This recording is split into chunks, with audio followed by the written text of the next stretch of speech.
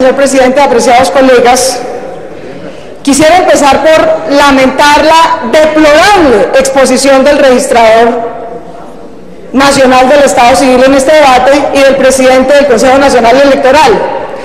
El señor registrador parece no haberse enterado que desde el 2003 este Congreso decidió que debe haber voto electrónico, que lo ratificó en el 2009, en el 2011, y que le dio la orden a la registraduría de que en el 2014 debía estar implementado. El registrador, que como bien nos mencionó, ya estuvo en la registraduría durante esos mismos periodos en los que debía implementarse, no lo hizo entonces ni lo ha hecho ahora.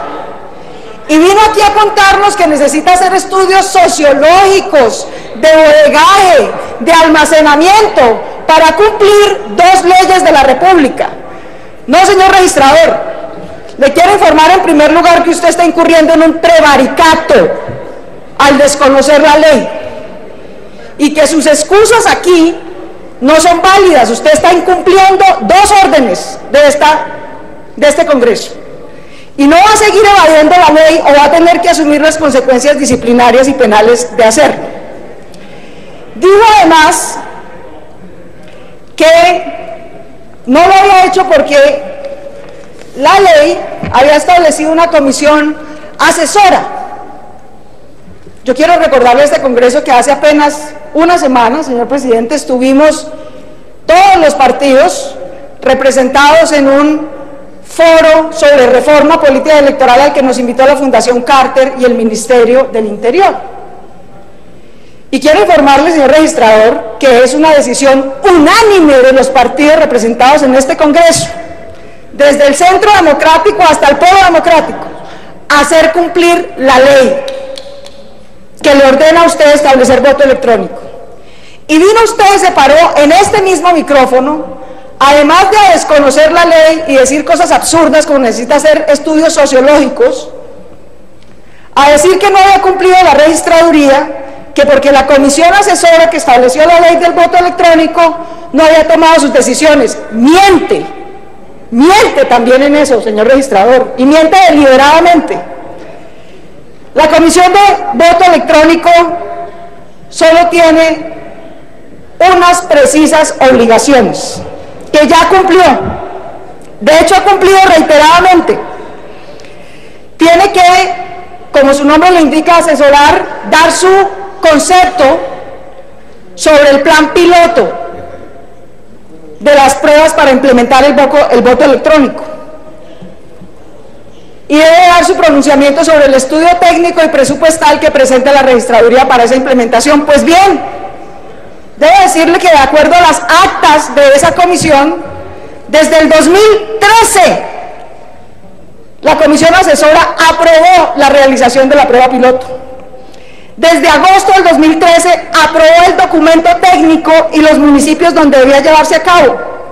Como en el 2013 no se hizo lo que ordenó, en el 2014 lo reiteró.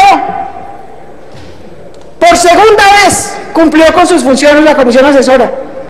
Pero en el 2014 nuevamente la registraduría burló esas decisiones. De manera que me consta, porque fui personalmente ahora en el 2016, que soy senadora de la República, y volvimos a decirles que ya que no cumplieron en el 2013 ni en el 2014, entonces en este 2016 presentaran e hicieron las pruebas piloto. 3 veces desde el 2013 ha cumplido la comisión asesora con sus funciones, la que no ha cumplido la registraduría, señor registrador. Y lo que usted pretende y vino a notificarnos aquí, pero se equivoca si cree que se lo vamos a dejar hacer, es que no tiene la menor intención de cumplirlo.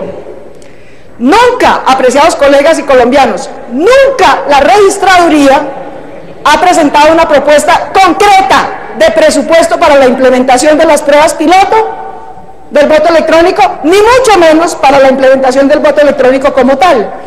Y lleva desde el 2011 peloteándose 5 años con el Ministerio de Hacienda.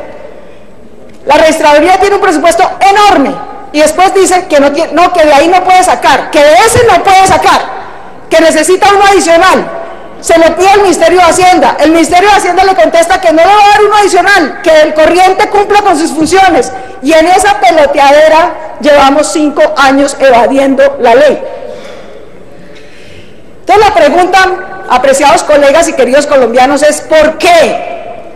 ¿Por qué este sistemático prevaricato? ¿Por qué este desconocimiento a las órdenes de este Congreso, a la voluntad de los colombianos? ¿Por qué? Y la respuesta es muy concreta: por el carrusel de contratación y corrupción de la registraduría para hacer las elecciones en papel.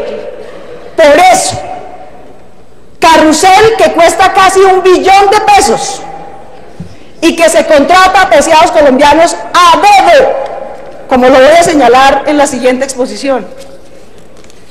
A dedo, con proponentes únicos, con los mismos, qué casualidad, se ganan los mismos siempre los contratos. Desde el pliego hasta el cierre de la convocatoria, que en realidad es una contratación directa y a dedo, sin que medie licitación, pasan menos de un mes. El pliego diseñado para que solamente el proponente que ya ha ganado vuelva a ganar. Los oferentes obtienen mágicamente siempre la misma evaluación y los contratos no tienen estándares equivalentes. Así ha contratado la registraduría casi $1 billón.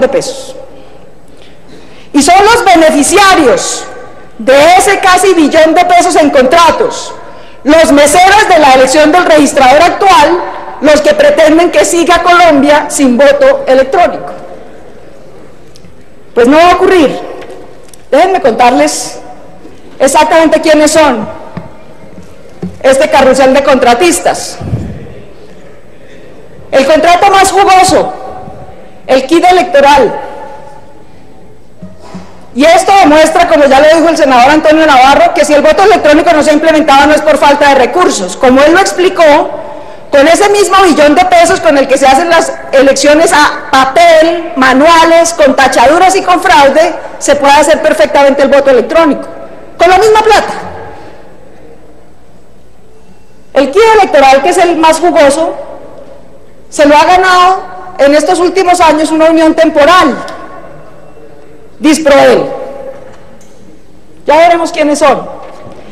Son 6 contratos muy jugosos: el del kit electoral, el del preconteo, el de la transmisión de datos, el del escrutinio, el de la plataforma tecnológica y el de la inscripción de cédulas. Vamos con el primero, el kit electoral. ¿Quién se lo gana? Se lo gana una unión temporal conformada por Thomas Gregg & Sons, Carvajal, Prosegur y Manejo Técnico de Información. El más jugoso de esos son los señores de Thomas Gregg, donde el presidente Santos tuvo asiento en la junta directiva entre el 2002 y el 2006, justo cuando esta empresa se empezó a ganar los contratos. En el 2002 les dieron contratos por $55.000 millones, a dedo, pero les fue muy bien. En el 2010 les volvieron a dar contratos por $88.000 millones, a dedo. Pero claro, algo va a elegir un presidente a tener ahora no solamente miembro de la junta directiva, sino tenerlo como presidente de la República. Eso le permitió a esa unión temporal pasar en el 2014 a contratos por $232.000 millones, a dedo. A dedo, y volvérselos a ganar en el 2015 por $137.000 millones. Y ustedes dirán, pero ¿qué tiene que ver el presidente Santos? Solamente estuvo 4 años en la junta directiva, después no tuvo nada que ver. Los dueños principales de Thomas & Gregg son los grandes amigos, los señores Bautista, grandes amigos del presidente Santos. El señor José Fernando Bautista, miembro y ministro del gobierno del 8000, luego gran amigo del presidente Santos, miembro de su armador de su coalición para el 2010, jefe de su campaña.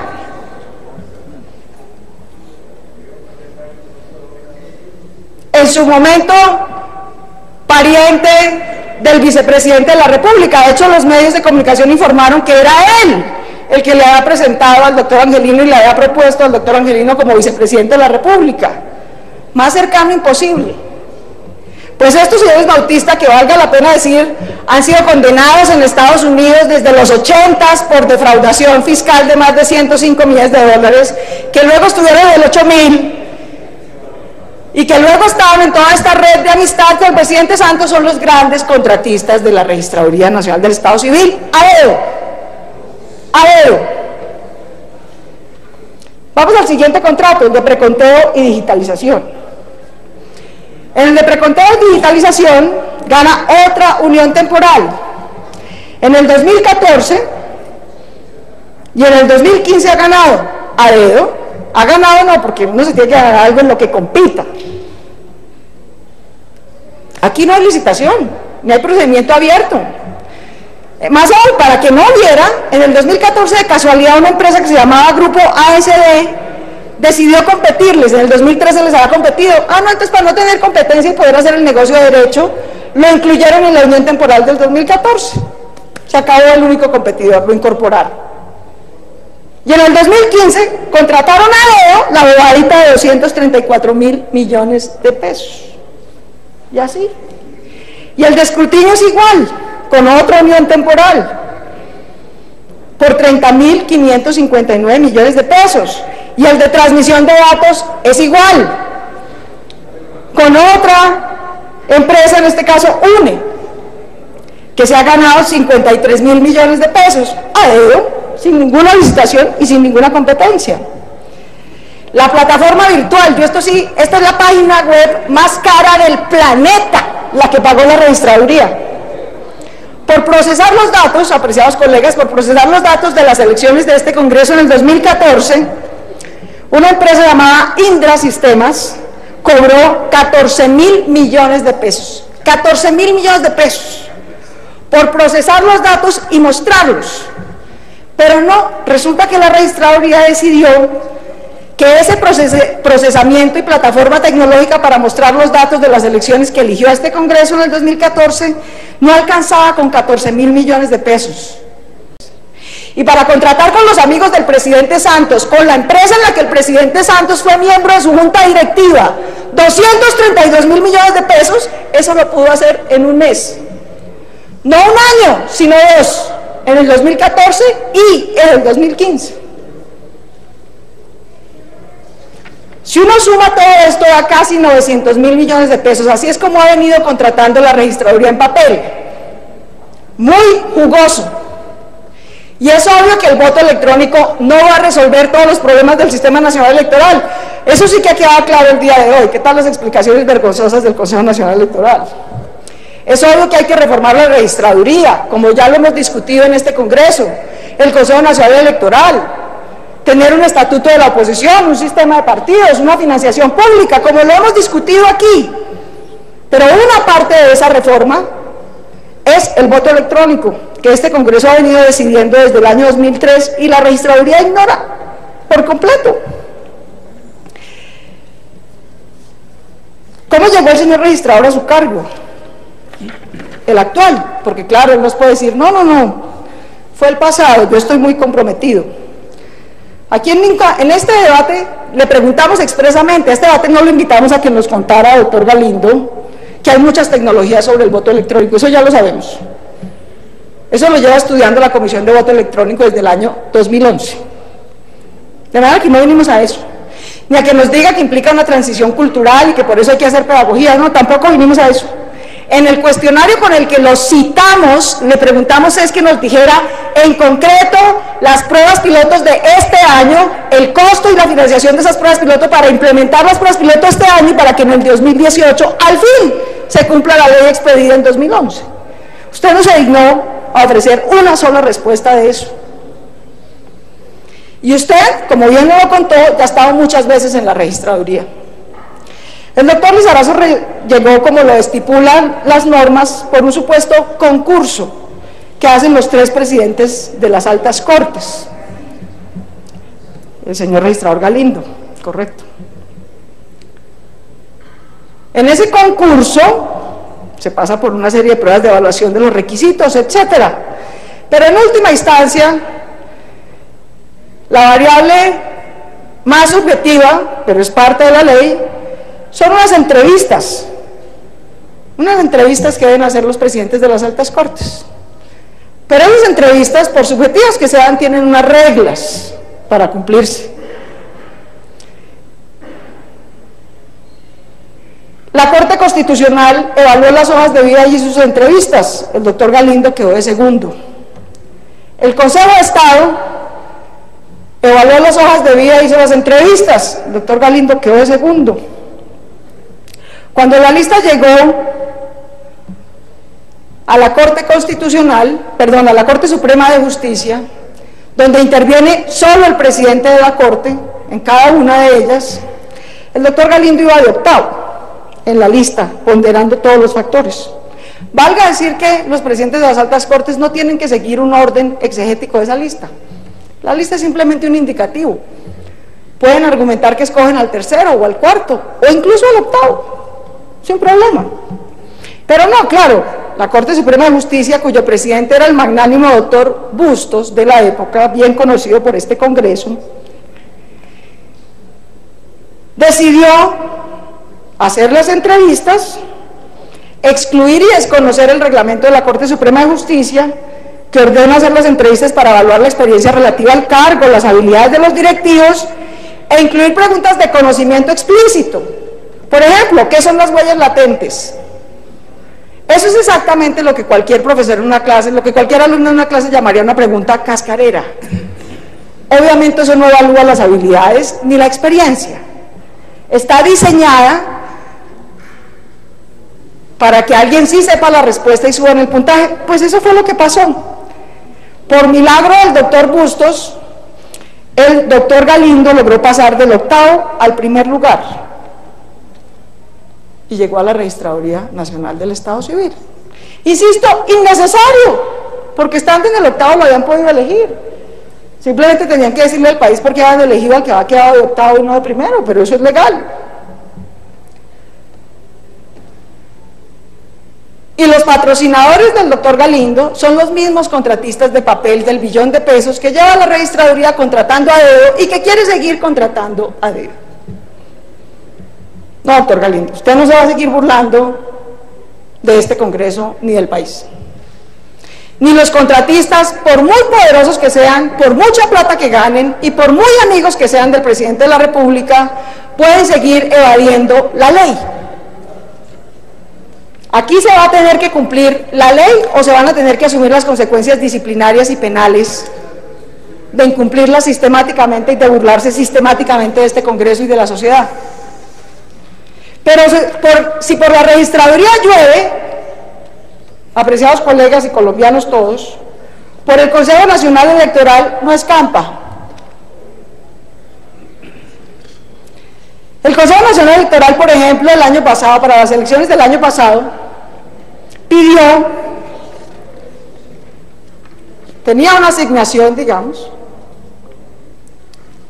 le solicitó a Hacienda 32.000 millones de pesos, sin ningún estudio, simplemente dijo que necesitaba 32.000 millones de pesos. Si en la registraduría se contrata a dedo, en cambio en el Consejo Nacional Electoral, también. Entre otras cosas porque su aparato depende en buena medida de la registraduría. El ministro de Hacienda les mandó decir que no tenía 32.000 millones de pesos y que además el Consejo Nacional Electoral no estaba presentando ningún estudio para justificar que necesitara ese monto.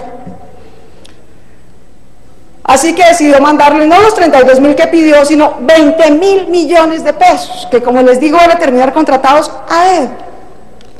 ¿Y qué ocurrió? Que el flamante Consejo Nacional Electoral a octubre del año pasado solo se había podido gastar 10.000. ¿En qué? No sabemos, no hay ningún informe, no hay rendición de cuentas, no se sabe ni con qué criterio se contrata, ni cómo se contrata, ni por qué se contrata, ni mucho menos de dónde sacaron que necesitaban 32.000 si ni siquiera fueron capaces de gastarse 10.000. Así es como funcionan nuestras entidades electorales, apreciados colombianos y apreciados colegas.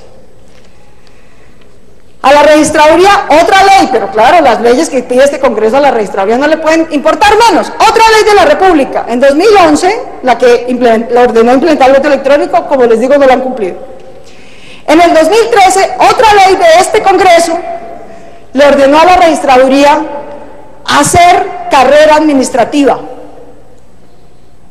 para que los delegados de la registraduría que organizan las elecciones dejen de ser cuotas de los políticos a los que deben vigilar y cuyos votos deben contar, y pasen a ser funcionarios de carrera independientes y no cuotas políticas. Obviamente la registraduría está llena de cuotas políticas. Vamos a ver el 2016 y esa es otra ley que la registraduría decidió no cumplir, porque ¿para qué cumplir las leyes que expide este Congreso? Y así, tengo muchos límites de tiempo, así que voy a ir cerrando. Además de asignar a dedo, aquí hay un roscograma. Hoy contrato una cosa y mañana soy el auditor de otra contratación. Por ejemplo, les doy solo un ejemplo. La auditoría de las elecciones del 2015 la hizo la empresa ED Systems, con un contrato por 2.455 millones de pesos, otra vez a dedo. Esa empresa que hizo la auditoría de las elecciones del 2015 es la misma que en el 2014 contrató a dedo 1.447 millones de pesos para hacer el Archivo Nacional de Identificación. Es decir, un año certifica la identificación de los colombianos y al año siguiente certifica cómo votaron. La misma empresa que tiene acceso a estas dos informaciones distintas. La posibilidad de manipulación en medio de todo esto es infinita, apreciados colombianos. Y por eso no hay ni garantías para nadie, mucho menos para los partidos de oposición. No importa si somos pequeños como la Alianza Verde o mucho más grandes como el Centro Democrático, es imposible tener garantías con esta manera de contratar y ejecutar los asuntos electorales en Colombia. El Consejo Nacional Electoral, aquí todos los colegas o muchos se quedan con razón de que sus UTL son relativamente pequeñas y hay mucho por hacer y muchos temas por aprender. En promedio, si uno mira las cifras del Congreso, un congresista tiene quizás 6 o 7, en el mejor de los casos, asesores. Pues bien, cada magistrado del Consejo Nacional Electoral, apreciados colegas, tiene en promedio 25 o 30 asesores. 25 o 30. Es decir, 3 o 4 veces lo que un senador. Todos entran de nuevo a dedo, no hay meritocracia alguna en el Consejo Nacional Electoral, tampoco hay carrera, se rotan. Y ahí vienen qué hacen, además de no cumplir con la ley. No, pues se gastan 370 millones de pesos al año en viáticos, que no tienen ningún informe, ningún sustento, que no dicen ni a dónde llegaron, ni de dónde vinieron, ni qué hicieron. Así funcionan nuestras entidades electorales. Y el Consejo Nacional Electoral, como lo sabe perfectamente todo este Congreso, decide de acuerdo al cliente, de acuerdo a las coaliciones y mayorías políticas que haya. Si algo me sorprendió a mí, deprimí para las elecciones locales del año pasado, donde presentamos, fundado en derechos, muchas reclamaciones de candidatos verdes, era que llegábamos al Consejo Nacional Electoral y nos decían, lo que pasa es que eso se va a decidir políticamente. Y entonces yo preguntaba, yo decía, pero ¿eso qué quiere decir? Hay unas leyes que dicen cómo se deciden estos casos. No, eso depende de la composición política del Consejo Nacional Electoral. Y entonces termino con eso. ¿Cómo es la composición política del Consejo Nacional Electoral? Pues hoy hay 9. Y como todo el mundo aquí sabe, esos 9, cada uno representa un partido, por supuesto. Los elige este Congreso con base en coaliciones políticas. Y hay 2 bloques hoy en día, 2 bloques. El Consejo Nacional Electoral, yo no sé, apreciados colegas colombianos, ustedes saben que lleva meses paralizado por la disputa entre esos 2 bloques. Un bloque tiene 4 miembros, otro bloque tiene 5 miembros. El presidente liberal que empezó, que era Emiliano Rivera, terminó su mandato ya hace varios meses. Tenían que elegir un nuevo presidente, pues no se han puesto de acuerdo. Y entonces decidieron que un bloque se va a quedar con la presidencia del Consejo Nacional Electoral todo este tiempo. ¿Por qué? Porque se dieron cuenta, y esto sí es suerte de azar, pero suertudos los del bloque B, que si no se hace, que la regla dice que si no se hace elección, como lo ordena la ley, entre todos los miembros del Consejo Nacional Electoral, se encargará por orden alfabético. Y vea usted tan de buenas los del bloque B. Actualmente está encargado, porque no ha sido electo, el doctor Carlos Camargo, que intervino aquí. ¿Por qué? Porque es Camargo, C.A., el primero que empezó. Pero si él renunciara o no estuviera, seguiría el siguiente en orden alfabético, que es la doctora Yolima Carrillo, que también está aquí, y vea usted, está en el mismo bloque. Suerte, porque al fin y al cabo es el alfabeto. Pero si ella renunciara y no aceptara, podría seguir el siguiente, que es el doctor Felipe García, del Centro Democrático. Suerte en la vida, porque realmente nadie organizó el orden alfabético. De manera que aquí hay una dilación deliberada para acogerse a esta norma, para que no haya votaciones ni funcionamiento más o menos reglado y democrático dentro del Consejo Nacional Electoral. Esto para dejarlo solo ahí y no aburrirlos. Podría contarles las otras 10 páginas de irregularidades de la registraduría y el Consejo Nacional Electoral. Quiero terminar, señor presidente, diciéndole que una de dos, señor presidente: o lo que hablamos todos los delegados de los partidos que fuimos al foro con la Fundación Carter, con el ministro del Interior, con el presidente de la República, de que nos dijeron y acordamos después de 2 días de deliberaciones, toda la voluntad del gobierno y de los partidos para sacar una reforma política y electoral integral este año, que como usted recordará, señor presidente, tiene 7 puntos de acuerdo.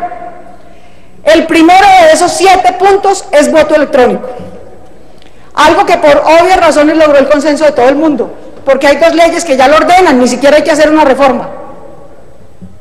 Y otros 6, estatuto de la oposición, garantías para las minorías, financiamiento de los partidos, sistema de partidos, reorganización de las entidades del sistema electoral.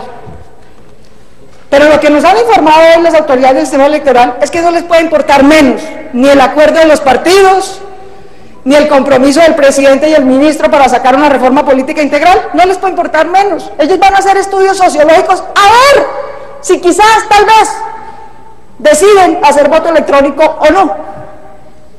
Entonces yo sí creo que va siendo hora que el país y este Congreso tome una decisión, y es si las leyes que expide, que ordenan carrera administrativa, que ordenan voto electrónico, que ordenan transparencia electoral, ¿se cumplen o no se cumplen, señor presidente?